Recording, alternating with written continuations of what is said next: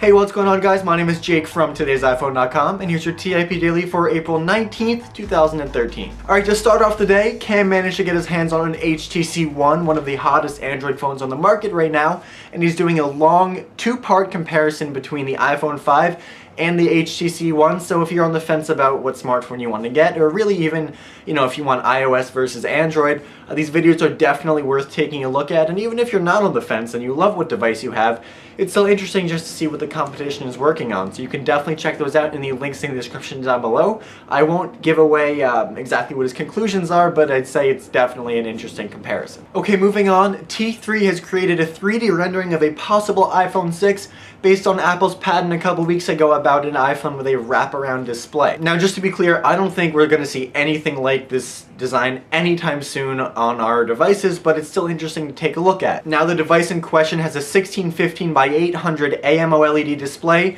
that wraps around both the front and the back and one of the sides of the iPhone. The bottom is basically exactly like the iPhone 5 with a lightning connector and a speaker and a microphone. There's a 2-megapixel front-facing camera, but front-facing is a relative term considering both sides of the phone have a screen, so there really is no front and no back.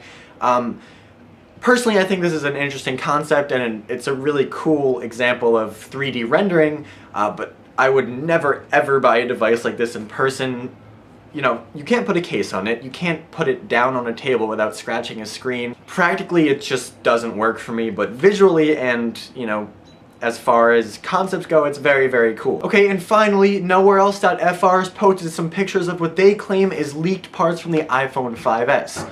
We have a front-facing camera component that is identical to the iPhone 5, but the connection to the motherboard is totally different, which lends people to think that it is for the next generation iPhone and not some current version.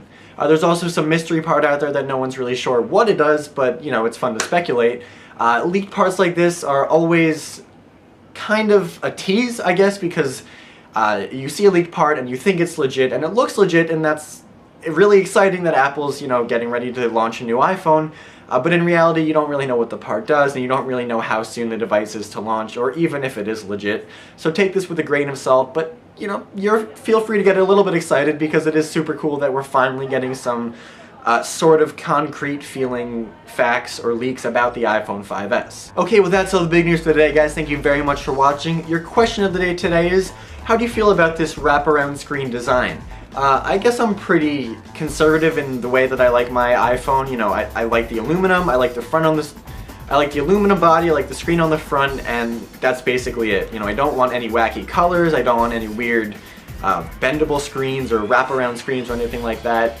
But that's just me, so I'm sure a lot of you guys out there disagree, and I'm sure a lot of you have really cool ideas for iPhones that I haven't even thought of, so I'd love to hear your thoughts in the comment section down below or on Twitter at TIP_Jake. Please don't forget the links to everything I talked about in this video in the description down below, so definitely check those out. And as always, for more news, views, and reviews, don't forget to hit up today'siphone.com.